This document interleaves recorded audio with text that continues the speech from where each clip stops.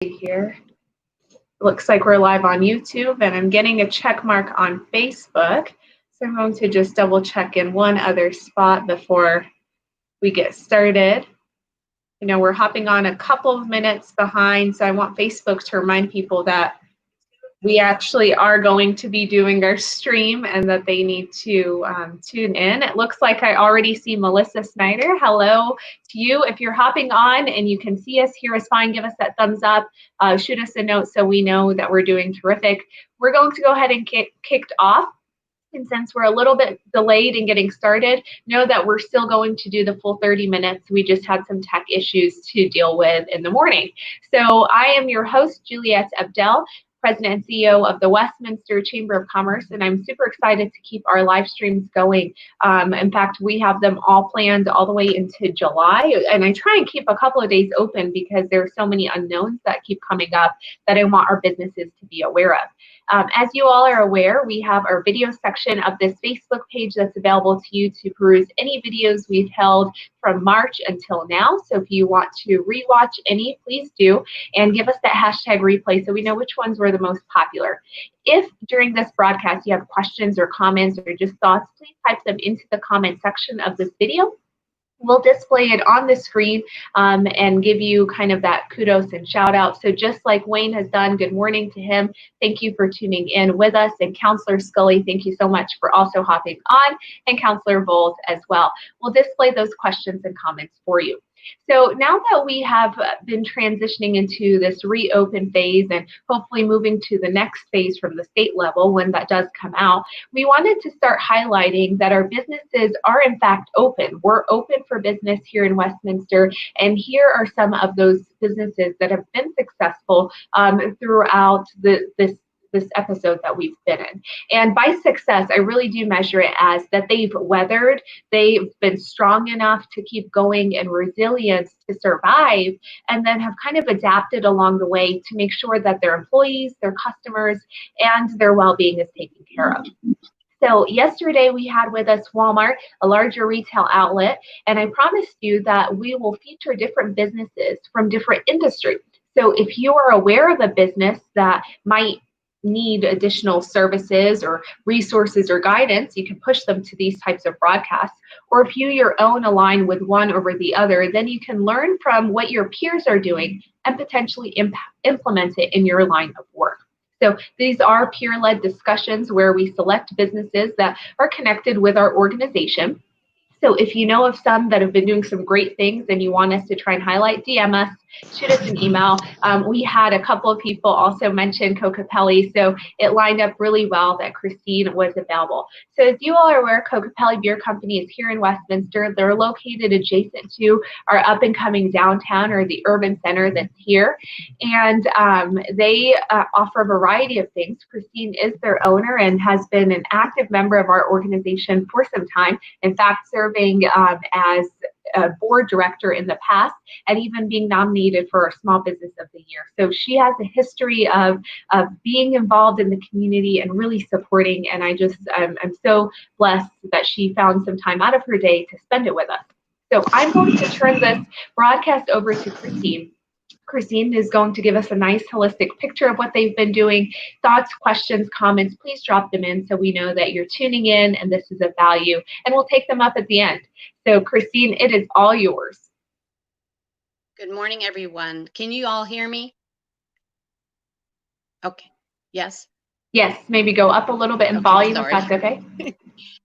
I'm on my phone, unfortunately, couldn't get my computer to work. Good morning, everyone. And as you know, I am the owner of Kokopelli Beer Company. And this pandemic really hit us pretty hard. Right now, we are open for dine-in. Of course, it's limited, but we are doing the best that we can. We extended our patio in efforts to allow more people to join us. If I step back a little bit, when this all happened, we went into a takeout and order online to be delivered to your house, which kept us afloat. There were some really tough times, and we had finally gotten the PPP just before we opened up for dine-in. So it was a tough road. I mean, all my staff that I did and was able to keep on staff actually made a commitment to Kokopelli and our patrons. Sorry. They said that they would commit to coming into work, going home, staying safe, and making sure that their co-workers and the company would be able to continue. So kudos to my staff for sure. Sorry.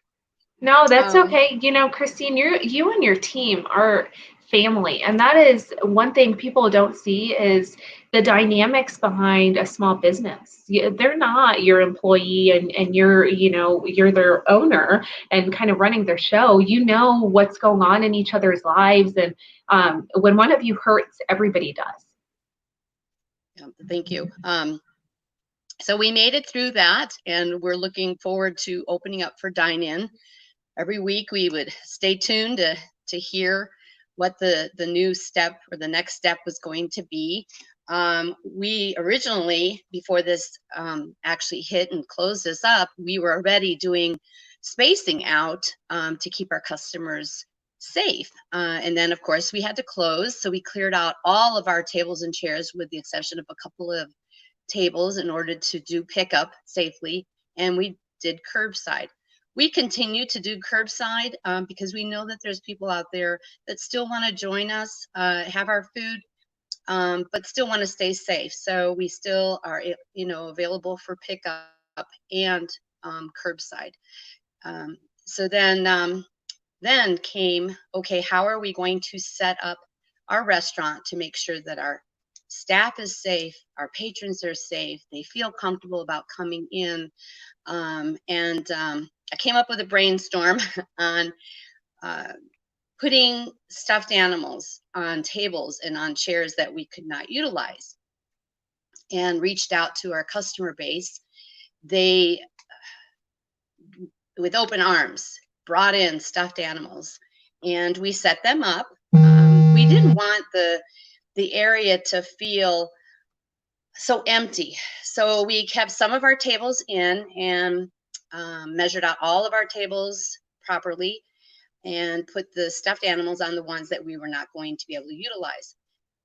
Those stuffed animals actually are going to be donated after this is done to the Precious Child.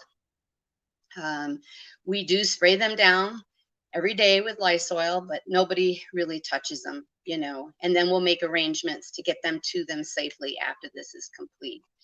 But our patrons, I wanted it to show a warm, inviting environment. So a lot of them take pictures next to them, and they really have welcomed that whole atmosphere.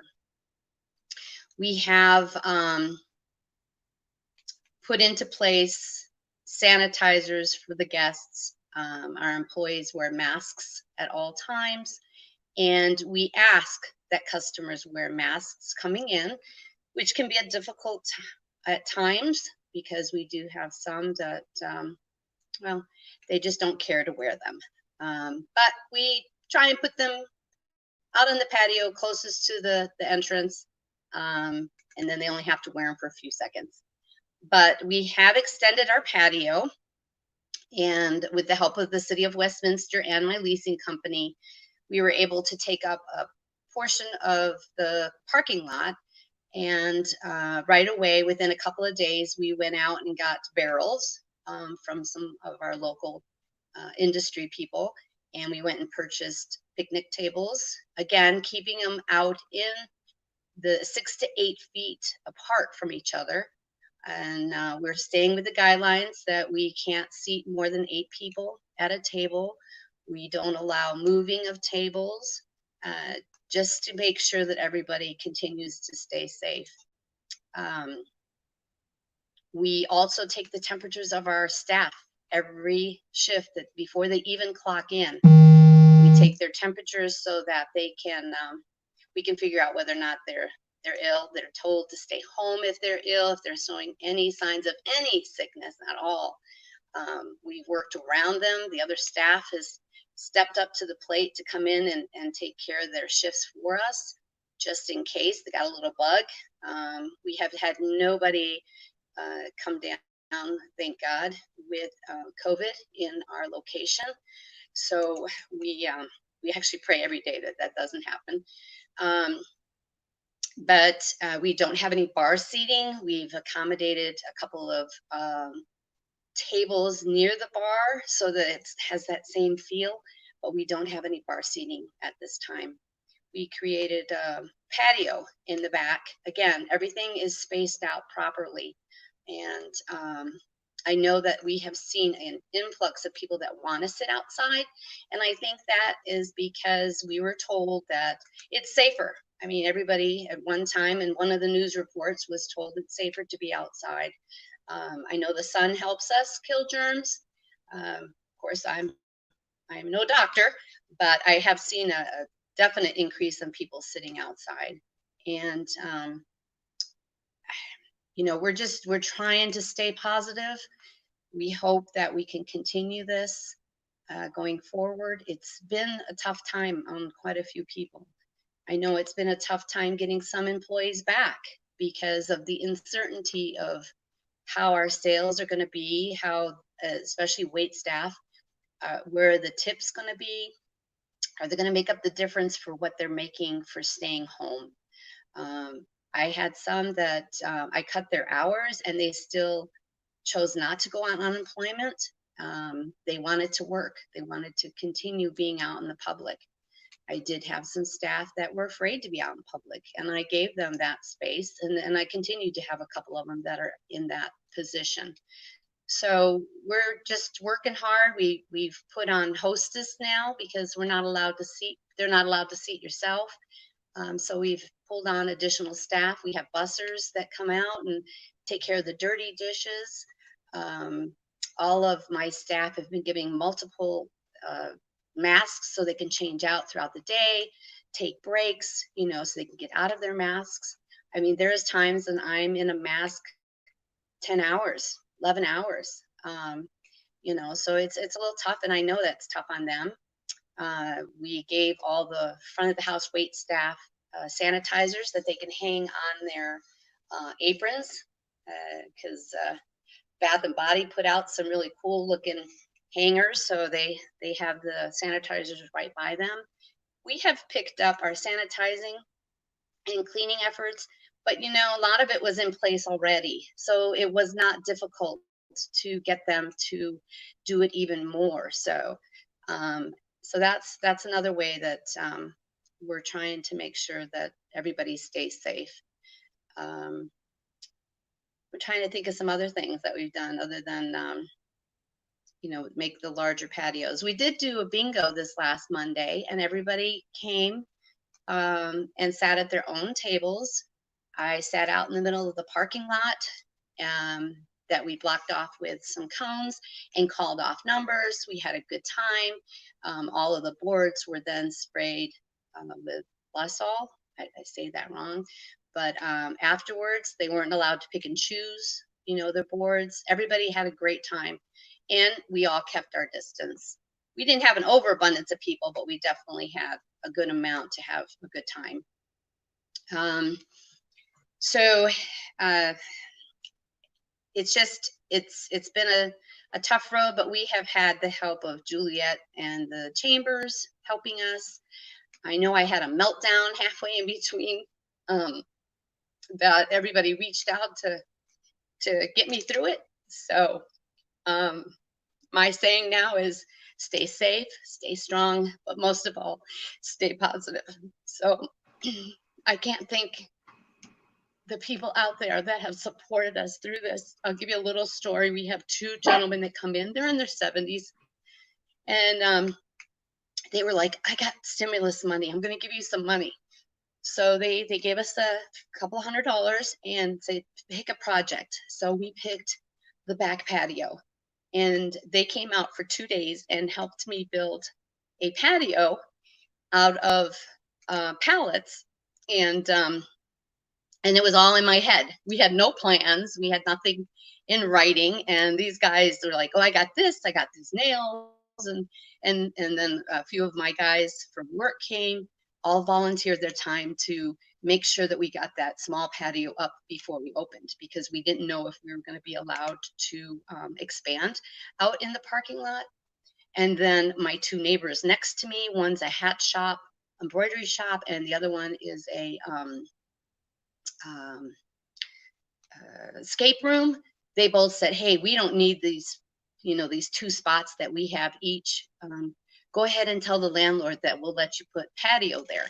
So that was overwhelming to me that they would be so kind as to reach out. I had customers call daily to see, how are we doing? How are things going? How can we help?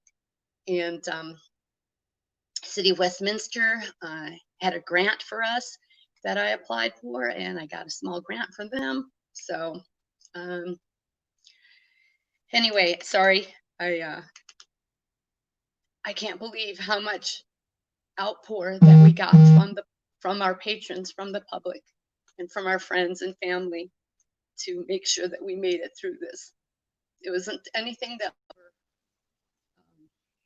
expecting. So yeah, sorry, being on my phone, it makes it kind of odd here. Sorry. You're okay. Well, thank you for sharing that beautiful story, Christine, about your patrons that helped, and thank you for the gratitude that you're having for the city and your customers and even the chamber. I can tell you are one of the most active business owners, and I think that's been incredibly helpful for you as you're seeing information that's coming out, whether it's emails or messages that are being sent. You're really going out of your way to scan those, see how they apply, how they can help you, and then you're reaching out and communicating, and that's the number one thing. When there's no communication at all, it's hard to know how the businesses are doing, how we can help them.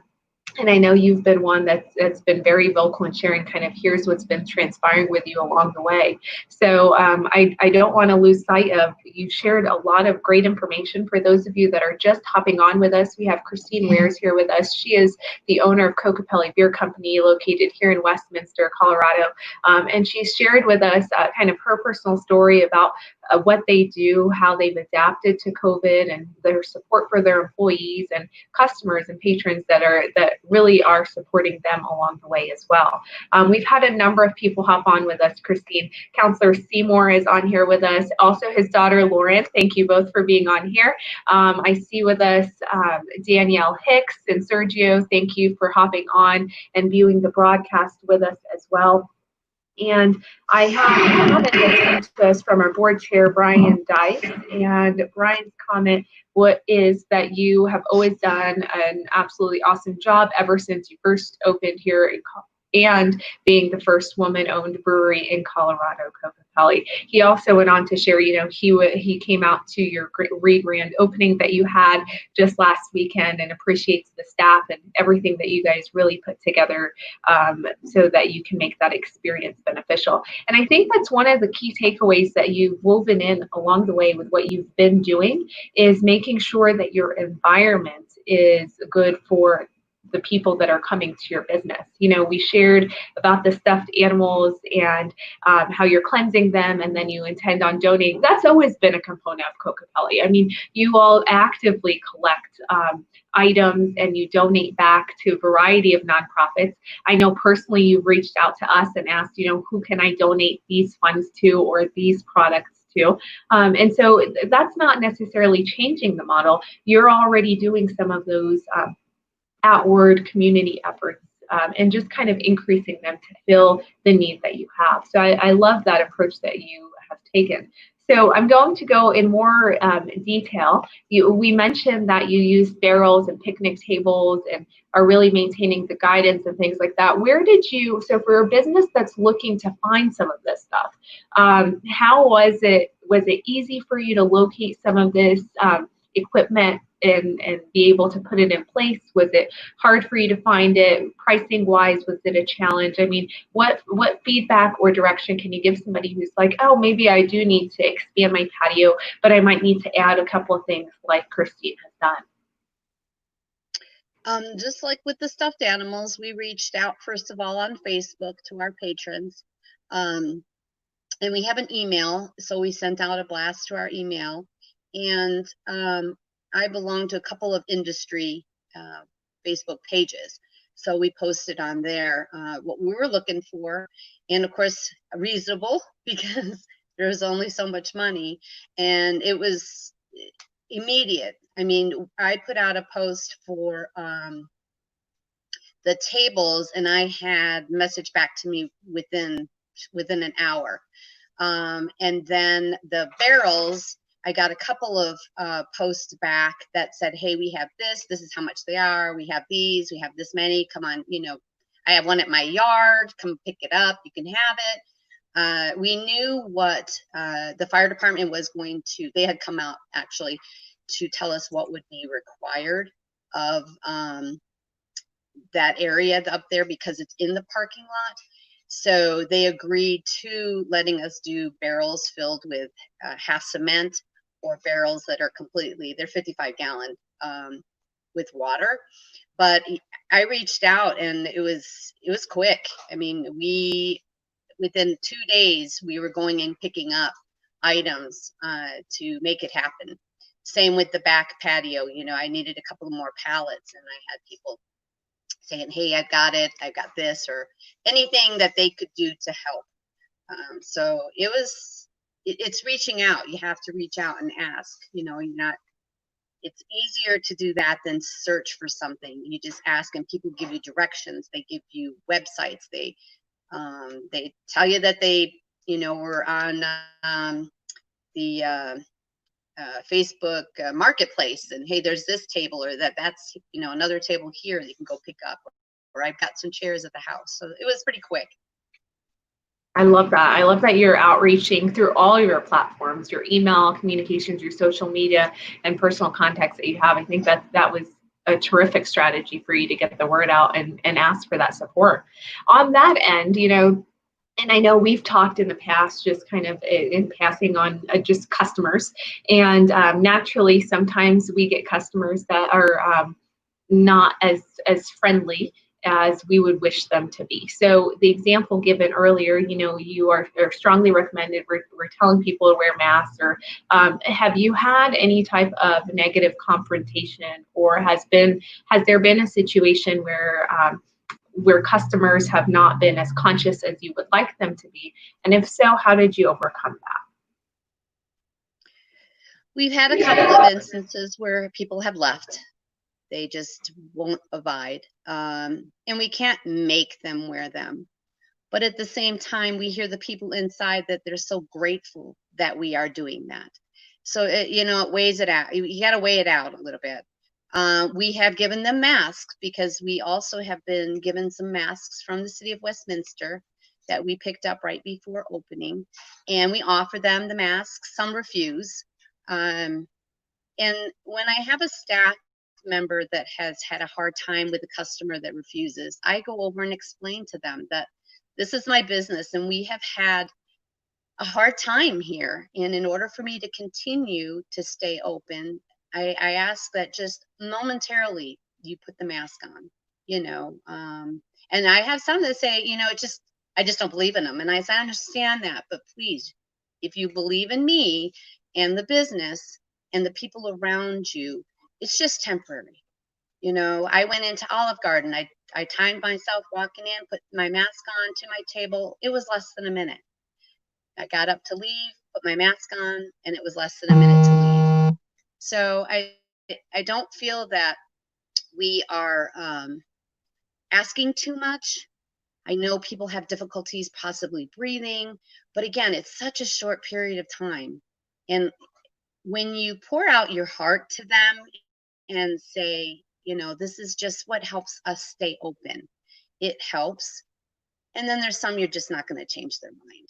And if they leave, they leave. You know, we have given masks to a couple of people, and they hold them and walk through the restaurant instead of even putting them anywhere near their face. And we try and handle it the best we can. Like I said, at times we've lost people. Yeah, I wouldn't say that it's been more than half a dozen that have actually just turned around and left.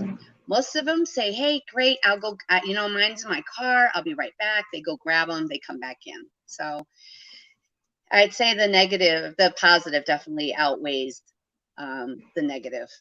That's terrific. And I laughed whenever you said that they folded it, because Walmart yesterday, whenever Dennis is on here, he said we used to give masks and then we'd find them between products and things. So it's interesting what they end up doing with them. Hello, Larry. It looks like your neighbor from Front Range.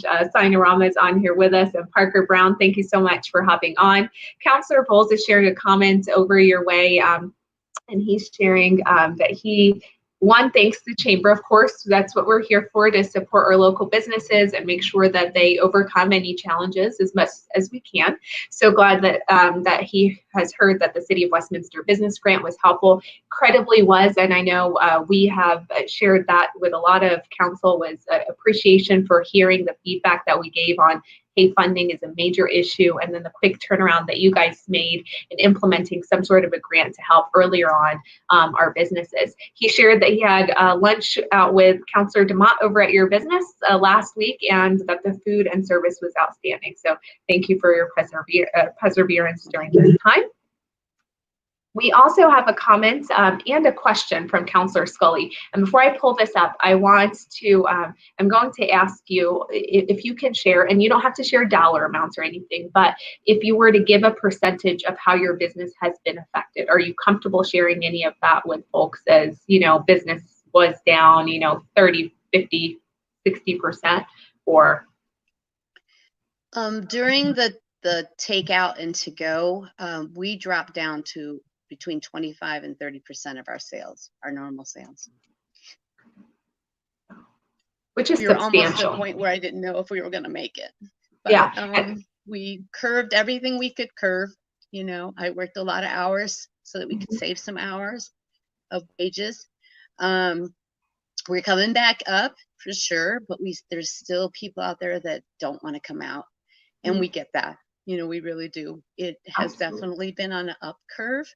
We're now probably at about 65% of our sales, and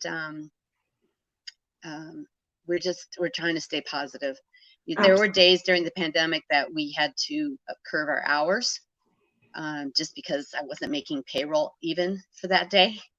And but people were very easygoing. They understood, when we had to shut down. We did take some of that time of shutdown though, and we fixed the kitchen floor. I had trade dollars, so I used those dollars to get new tile in the kitchen. We went for discounts. We found, for the countertop, there were things that we needed to have done too. So I looked out for trade. I had people volunteering to help get us things done, because we had to shut down for 2 or 3 days because we just didn't have the business. Yeah, so I think that was smart for you to tackle some of those projects on your list for sure. And and what people don't see is such a small margin that you all have as restaurants in general. And so a percentage like that you threw out, they might think, oh, that's they don't realize the magnitude of how impactful that truly is on a smaller business, let alone a business such as yours. So thank you for being willing to share that. We also have State Representative Tracy Kraft-Tharp, who's tuned in. She shares that they had your Hawaiian pizza a couple of times in the last weeks, and it was the best. Great choice. Thank you for sharing that as well. So Councillor Scully, I don't want to forget about you. I've seen your question and your comment, so I wanted to pull it over here. She is thanking you for sharing your story, your resiliency, and inspiration, and she appreciates your positivity because it truly is taking an entirely different perspective to the situation that you're in. What can the community and the City of Westminster or your patrons do that might help you going forward? So I know you shared with us some examples of the patrons that you've had generally that have asked how they can support, and they helped with your back of your store and building some things for you. Is there anything that the community, city, or just overall patrons can do to support you during this next transition? Oh yeah, you just keep coming in. you know, and bear with us when we have to make some changes, or all of a sudden we're out of some product. You know, we've had a hard time getting product from some of our sources because they were low staffed or they're not up to production. So when we're out of something, it's just, please be patient with us. That's all. And let other people know that we're here, you know. Um, that's all I can ask, is just everybody knows that we're still around, and every little bit helps. Um, and even actually through this, I need to mention, we lost one of our employees last week, not to COVID, but um, to other symptoms. But he was with me for 5 years, and his name's Josh, long time. And it hit us hard on top of all this going on at the same time. So he was one of my best employees, and I just want everybody to try and stay as positive as they can, because when positive energy comes through that door, it makes such a big difference to everybody that's working there, you know. And just being there for us. That's all we ask, is just their support, and staying positive in their own lives too. Just, it rubs Of off. course. Well, and I'm right there with you, Christine. What we put out in the universe, we'll get back. And if it's the energy of positivity and hopefulness, that really will unfold. So we have Parker sharing, thank you so much for hanging in there during this difficult time. He's super glad that you all have survived as well. As you know, Parker is out there at Carrabba, so they're right up the road from where you're at as well, Christine, and have also tried to weather as best as they can. And Counselor Seymour did attend your grand opening, and he's telling you that it was great. Hang in there and keep up the great work. And it looks like we have our board chair, Brian Dice, who's commenting, okay, thanks for our counselors in the city for all that they've done. He knows that they've been putting in long hours and late hours to support our businesses as well. And then we have Kathy Wilbur. Thank you for hopping on. Please make sure that you rewind and watch the beginning of this broadcast. I thought this was hilarious. It is almost lunchtime. Who's in? Please drop a note so Rich is not eating alone over at Kokopelli Beer Company. So I do want to thank you so much, Christine, for being with us today. I know I promised you only 30 minutes. I've gone over, but it truly was hard for me to rein it in. I just know how much you've been putting into the business and pouring in to support your staff and their families, and for you to be able to communicate that was really what we were hoping for you to do. And I think anyone that's tuned in truly sees how invested our small businesses are with their team members. And if there's anything that we can do, please do not hesitate to let us know. I thank every one of you that are tuned in. If you end up watching this broadcast and it's on replay, give us that hashtag replay so we know that you've watched. If you think of a question as a business and you're from one business to another, need direction or a potential mentor or something during this situation as we continue to phase through different levels, please don't hesitate to reach out. We'll contact Christine and see what feedback she can give you on that or connect you with some sort of an answer. And thank you, Christine, for spending the morning with us. I wish you a terrific rest of your day. And everyone, please note that we'll be back here tomorrow at 11 a.m. We are actually taking a spin with our nonprofits. So we're going to start weaving in our nonprofits for you so you can hear from their lens what's going on, how they're trying to adapt, how they have, and then going forward, how the community can rally behind them as well. We'll continue the success stories through our additional programming over the next week or so. So make sure that you keep watching our live broadcast and support our local businesses when you can. So thank you, Christine. Have a wonderful day. Thank you.